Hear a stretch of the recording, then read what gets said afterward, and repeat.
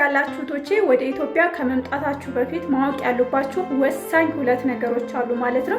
ብዙዎቻችሁ ብዙ ትኩረት አትሰጧቸውም። ቀጥታ መምጣት ስትፈልጉ ቀጥ ብላችሁ ነው የምትመጡት ማለት ነው። ነገር ግን እነዚህን ሁለት ነገሮች በፍጹም ሳታረጋግጡ መምጣት የለባችሁ ማለት ነው።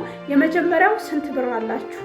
በራሳችሁ አካውንትም ከሆነ ስንት ብር አላችሁ? ወይም ደግሞ ቤተሰብ ጋር፣ አባታችሁ ጋር፣ እህታችሁ፣ ወንድማችሁ ጋር፣ ማንኛውም ሰው ጋር የላካችሁ እንዲያስቀምጡላችሁ የምታደርጉት ሰው ጋር ካሽ ስንት ብር አላችሁ?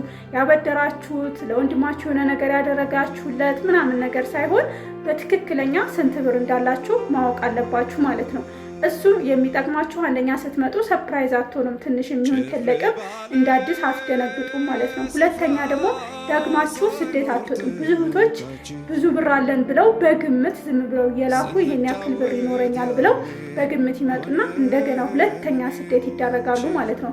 ስለዚህ እናንተም ሁለተኛ ስደት እንዳትዳረጉ ስንት ብር እንዳላችሁ ከመምጣታችሁ በፊት አረጋግጣችሁ መምጣታችሁ እንዳትረሱ ማለት ነው።